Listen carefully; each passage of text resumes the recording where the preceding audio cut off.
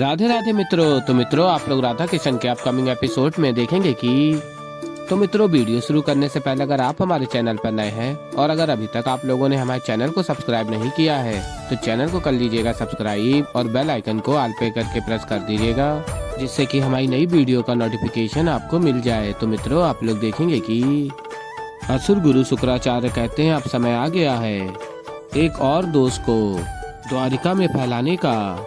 और तभी सदरिपु कहता है जैसी आपकी आज्ञा गुरु शुक्राचार्य। और फिर सदरिपु अपनी शक्तियों से लोभासुर को उत्पन्न करता है। और तभी शुक्राचार्य कहते हैं लोभासुर अभिनंदन है तुम्हारा। और फिर लोभासुर कहता प्रणाम गुरु शुक्राचार्य, प्रणाम गुरुदेव, क्या आदेश है मेरे लिए। और फिर सदरिपु कहता है क्रोधासुर ने द्वारिका में अपना कार्य करके सबके बीच घृणा और क्रोध उत्पन्न करके अपना काम कर दिया है। अब तुम्हें इस घृणा और क्रोध को और अग्नि प्रदान करनी है। जो लोग आपस में केवल अभी तक लड़ रहे हैं उन्हें अब तुम्हें गहन विद्रोही शत्रुओं में परिवर्तित करना है, उनके मन में लोभ जगाकर। और फिर लोभासुर कहता आप निश्चिंत रहिए, मैं द्वारिका के सभी लोगों को इतना लोभी बना दूंगा कि लोग स्वयं अपने घरों में ही चोरी करने लगेंगे। संपूर्ण द्वारिका को लोभित कर दूंगा मैं। और सभी असुर अत्यंत प्रसन्न हो रहे होते हैं। और फिर मित्रों, आप लोग आगे देखेंगे कि राधा अत्यंत चिंतित हो रही होती है और स्मरण करती है बलराम दाऊ की बात को। कान्हा ने तुम्हें रानी के पद पर बैठाला, इसका मतलब ये नहीं है कि तुम यहाँ के राजकाज समझने लग जाओ। यदि ये क्रोध से चलता है राजकाज तो ऐसे ही चलता रहेगा।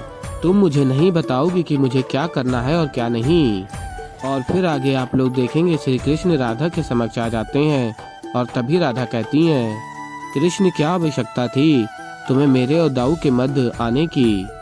और कहती हैं राधा बात कर रही थी ना, मैं उनसे संभाल लेती। और तभी श्री कृष्ण कहते मुझे इसमें कोई संदेह नहीं है कि तुम उन्हें समझा देती कि उन्हें शांत रहना चाहिए था। और उचित कहा तुमने, उन्हें शांति से व्यवहार करना चाहिए था, शांति से बातों को सुलझाना चाहिए था, किंतु ऐसा नहीं हुआ। और फिर तभी राधा कहती हैं क्षमा करना कृष्ण, मैं जानती हूँ कि मैं ना चाहते हुए भी मैं क्रोधित हो गई, किंतु मैं भी क्या करती, देखा दाऊ कैसा व्यवहार कर रहे थे मेरे साथ। और कहती हैं राधा चाहे कुछ भी हो जाए मैं उनका क्रोध शांत करके ही रहूंगी। और फिर राधा श्री कृष्ण को देखती हैं और कहती हैं क्या हुआ, तुम कुछ नहीं कहोगे। और फिर श्री कृष्ण कहते हैं अब तुमने निश्चय कर लिया है कि तुम दाऊ के क्रोध को शांत करोगी, तो मैं क्या कह सकता हूँ।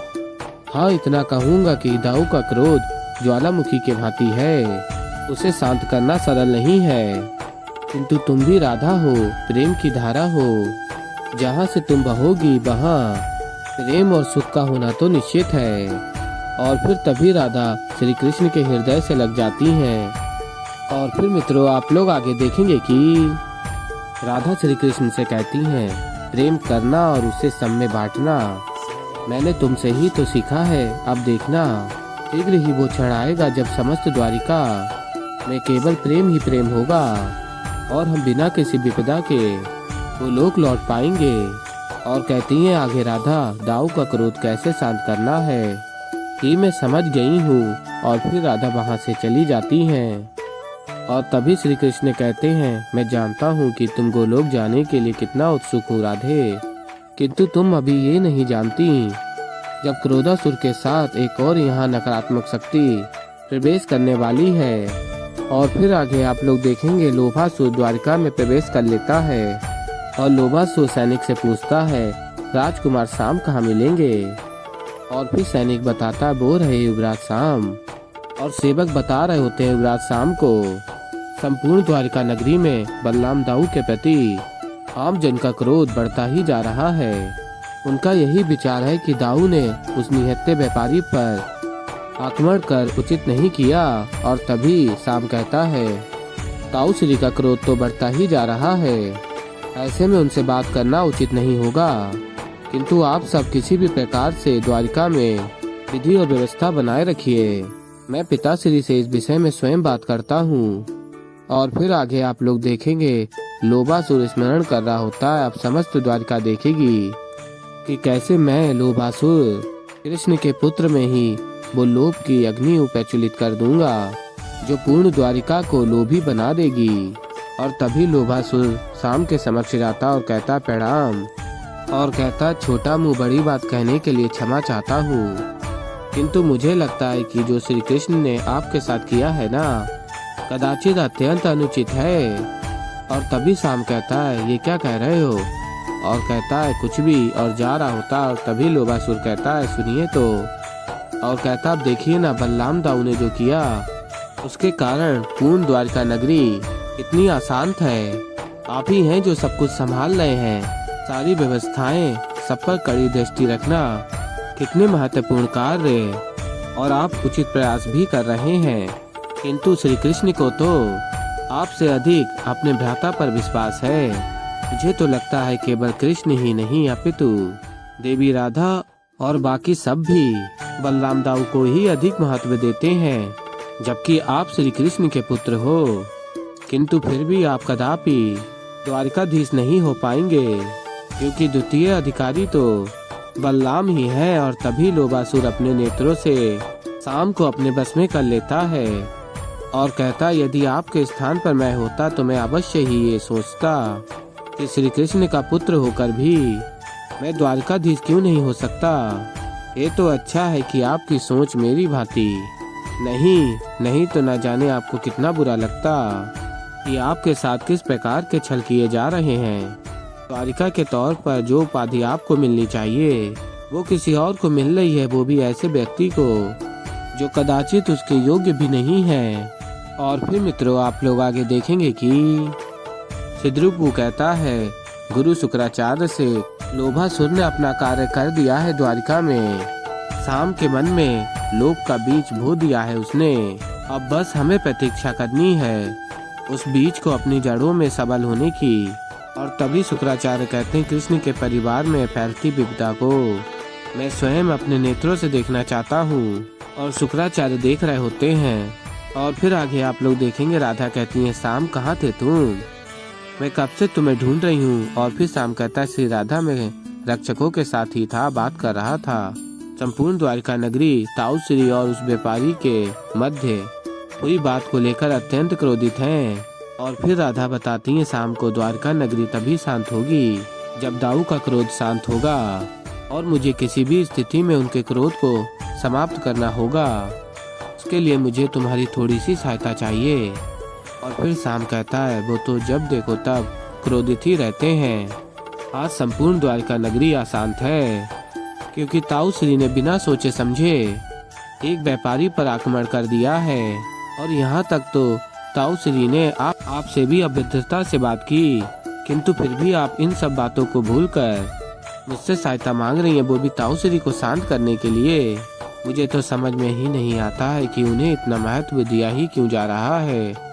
अब तो मुझे भी यही लगता है कि ताऊ श्री सेनापति की उपाधि के अयोग्य हैं, और यदि इस उपाधि के कोई योग्य है तो वो है महादेव का अंश यानी शाम, और वो हूँ मैं। और फिर मित्रों आप लोग आगे देखेंगे कि राधा कहती है शाम से ये क्या कह रहे हो तुम, वो ताऊ श्री हैं तुम्हारे। माना कि वो कभी कभी अत्यंत क्रोधित हो जाते हैं, किंतु। और तभी शाम कहता है किंतु क्या हम उन्हें शांत करते रहें, क्षमा करते रहें, हम उनकी भूल सुधारते रहें, यही कहना चाहती है ना आप? कदापि नहीं, बस अब बहुत हो गया। अब मैं आपकी कोई भी सहायता नहीं करूँगा, और अब तो बिल्कुल भी नहीं जब आज तक मेरे पिता ने मेरे साथ अन्याय ही किया हो। तभी राधा कहती हैं कृष्ण ने तुम्हारे साथ कभी कोई अन्याय नहीं किया शाम। और रही बात दाऊ के क्रोध की, हाँ उनसे भूल हुई है, किंतु इसका अर्थ ये नहीं है कि तुम उन पे कोई प्रश्न उठाओ। भूल तुमसे भी हुई है, कितनी बार तुम्हारी भूल के कारण परिवार को अपमान सहना पड़ा है। और तभी शाम कहता है मेरी भूल के बारे में बात ना करें, वही उचित होगा श्री राधा। और कहता हाँ मुझसे भूल हुई है, किंतु मैंने अपनी भूल का प्रायश्चित भी किया है, किंतु पता नहीं क्यों आप इस बात को समझना ही नहीं चाहती हैं। या तो फिर आप भी ये बात मानती हैं कि आज तक जो स्थान जो सम्मान ताऊ श्री को मिलता आया है उसका वास्तविक अधिकारी मैं हूँ। और फिर राधा कहती है, तुम बार बार अधिकार की बात क्यों कर रहे हो शाम? तुम ये समझने का प्रयास क्यों नहीं कर रहे कि यदि तुमने मेरी सहायता नहीं की तो कृष्ण को स्वयं ही सारी समस्या सुलझानी पड़ेगी। कितना भार होगा उसके मन में। और फिर शाम कहता है, क्यों करूं मैं आपकी सहायता, वो भी ताऊ श्री को शांत करने के लिए। और फिर कहता है आगे शाम, नहीं करूंगा मैं आपकी सहायता, आपको जो करना है आप स्वयं कर लीजिए। और शाम चला जाता है। और फिर मित्रों आप लोग आगे देखेंगे कि शुक्राचार्य देखकर अत्यंत प्रसन्न हो रहे होते हैं और कहते हैं, सदरिपु से अद्भुत। एक और क्रोधासुर के प्रभाव के कारण राधा, बलराम और द्वारिका में क्रोध बढ़ रहा है और दूसरी ओर लोभ के बस में आकर शाम द्वारिका में अपना अधिकार और उपाधि के लिए लोभ कर रहा है। और फिर आगे कहते हैं, असुर गुरु शुक्राचार्य अब समय आ गया है तीसरे दोष को लाने का। और फिर तभी सदरिपु अपनी शक्तियों से तीसरे दोष को प्रकट कर रहा होता है। तो ऐसे ही मित्रों आगे और भी बहुत कुछ देखेंगे। तो अभी के लिए इस वीडियो में इतना ही। तो मित्रों अगर आप लोगों को हमारी वीडियो पसंद आई हो तो वीडियो को कर दीजिएगा लाइक। और अगर अभी तक आप लोगों ने हमारे चैनल को सब्सक्राइब नहीं किया है तो चैनल को कर लीजिएगा सब्सक्राइब। और मैं मिलता हूँ जल्दी आप लोगों को एक नई वीडियो के साथ। तो तब तक के लिए मित्रों राधे राधे।